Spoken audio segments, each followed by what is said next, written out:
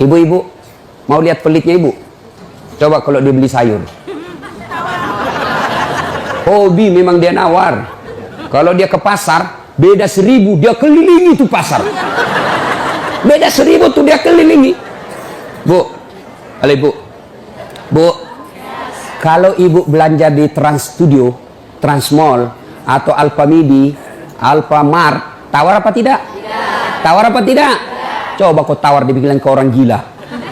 Lalu pedagang kasihan yang sesama kita pribumi, datang naik sepeda motor, kadang kala sepeda, dia datang, dia sudah panggil kita, ya Bu Haji, Bu Haji makin cantik aja, masih nawar.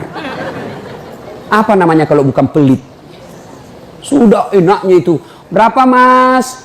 10.000 Bu Haji, 11.000 ya. Mantap. Kalau kan ibu-ibu yang suka nawar, kalau bapak-bapak kan tidak suka nawar ya.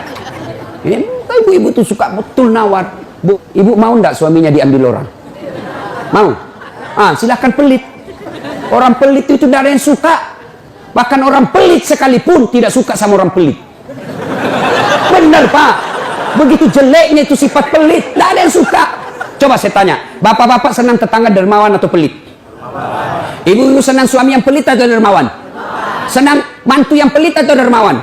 Teman-teman yang pelit atau dermawan? Dermawan, tidak ada orang suka orang pelit. Bahkan orang pelit pun tidak suka sama semuanya pelit. Jangan kau ke rumahnya, pelit dia itu, padahal dia juga pelit. Begitu jeleknya itu sifat pelit. Demi Allah, tidak ada orang bangkrut gara-gara sedekah. Adakah pernah bapak dengar, Mas, tuh yang di sudut rumah di komplek, tuh kaya betul dulu Ustadz, cuma karena dia rajin sedekah, bangkrut. Ada? Tidak pernah.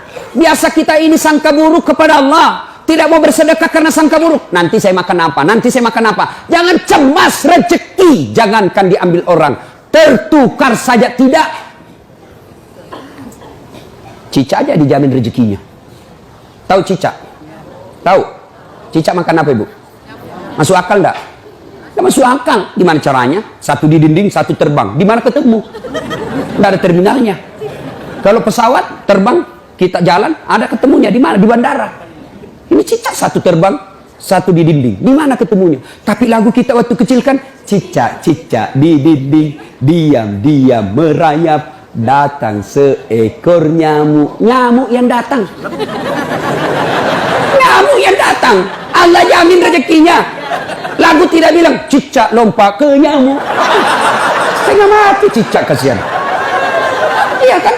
Itu cicak, tidak sarjana, tidak punya kursus, tidak ada kaki, tidak ada otaknya, tidak cerdas, bisa hidup. Apalagi ibu, jangan pelit. Sedekah, Allah sudah jamin rezekimu. Bu, ada suaminya mulai selingkuh? Ada?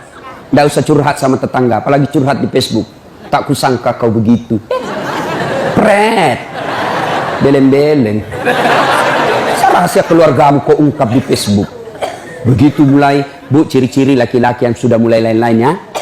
Kalau yang selama ini tidak pernah pakai sisir keluar, tiba-tiba rapi. Tidak pernah pakai parfum, tiba-tiba beli parfum malaikat subuh.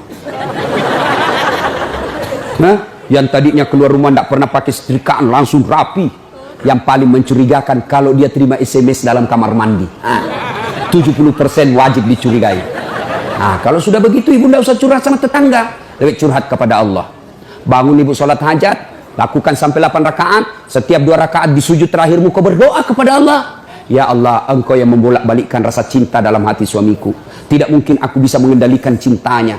Ya Allah, tidak mungkin aku jaga dia 24 jam. Engkau yang maha menjaga ya Allah. Ya Allah, pelihara suamiku dari godaan perempuan lain. Ini ada duit saya 500.000. Saya tolak bala besok ke panti asuhan. Mudah-mudahan 500.000 suamiku terhindar dari wanita jahat. Bismillah.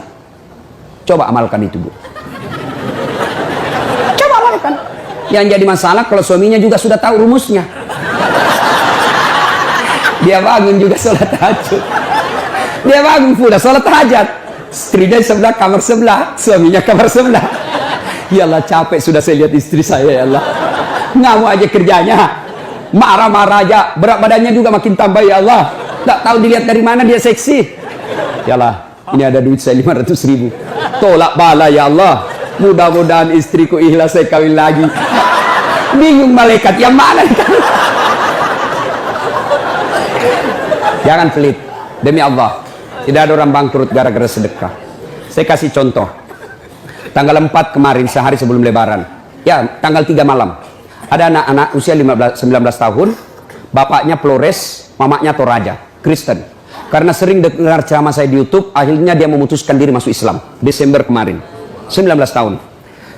Tanggal 3 malam, dia DM ke saya di Instagram. Ustaz, saya ini dicerita cara mualafnya.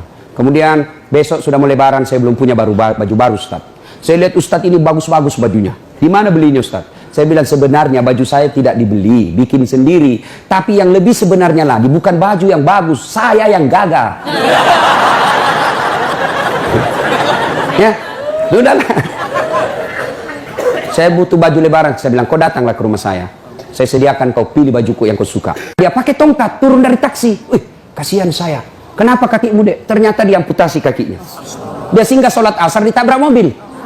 Saya bilang, berat betul hidupnya ini anak. Diusir dari orang tuanya, Pak. Diusir, sekarang tinggal di masjid. Tidak disetujui, hanya dia sendiri masuk Islam. Diusir. Bilang, kenapa kakimu? Saya cerita. Sedih saya, sempat berkaca. Yang sedih Ustaz, ini tidak ada artinya ini kaki ketimbang iman saya kepada Allah. Luar biasa, 19 tahun.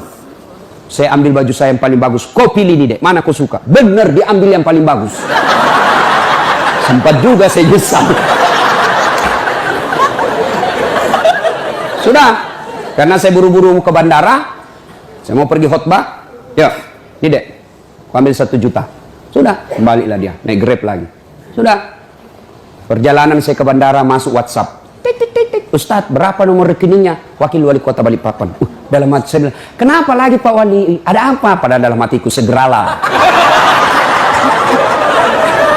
Kirimlah nomor rekening. Masih di atas mobil, masuk. Masuk, berapa transferan masuk? 30 juta. Tadi keluar 1 juta. Tidak cukup sampai situ, Allah balas lebih banyak. Sampai saya di airport, bandara, depan pintu 7 nunggu saya keberangkatan, tiba-tiba ada ibu-ibu lari.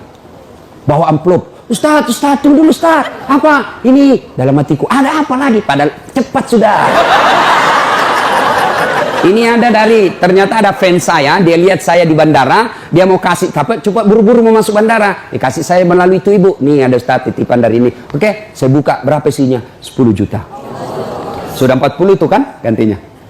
Besoknya tanggal 5 selesai khutbah. Biasanya kalau saya khutbah dikasih itu ibu 25 juta sama itu Bu Bupati. Berapa saya dikasih waktu itu? 35 juta. Berapa Allah ganti? 75. Keluarkan 1 juta, Allah ganti 75 juta. Kenapa ibu miskin? Karena ibu malas bersedekah. Selalu berkeyakinan saya miskin. Maka Allah, ana indasani abdibi. Saya tergantung sangkanya hambaku. Kalau kau sangka tidak mampu, maka kau kasih tidak mampu.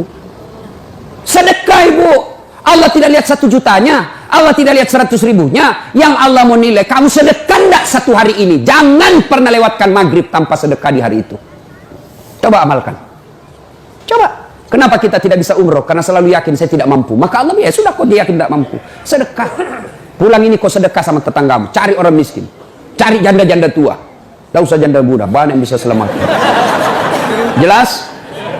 Salatullah salamullah ala toha rasulillah. Salatullah salamullah ala yasin habibillah. Nah, sudah banyak sebenarnya penyakit hati, tapi waktu yang terbatas.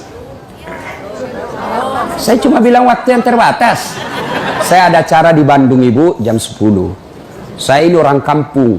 Saya tidak tahu Bogor ke Bandung jauh. Saya pikirnya 1 jam.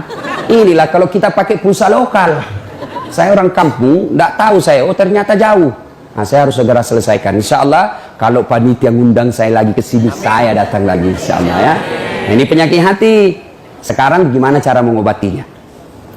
Ala bizikrillahi tatma'innul qulub. Ketahuilah dengan berzikir mengingat kepadaku, maka hatimu akan jadi tenang. Jadi kalau kita punya penyakit hati, maka datang di majelis zikir Al-Ihya ini. Ini salah satu caranya. Memang ibu tidak dapat voucher, memang ibu tidak dapat undian, tapi apa yang ibu dapat? Ilmu tapi ilmu tidaklah terlalu menolong ketika ilmu itu tidak diamalkan. Amalkan yang Bapak Ibu tahu, maka Allah akan berikan ketenteraman jiwa, ketenangan hati. Kalau hati sudah tenang, itulah kekayaan kita yang paling baik.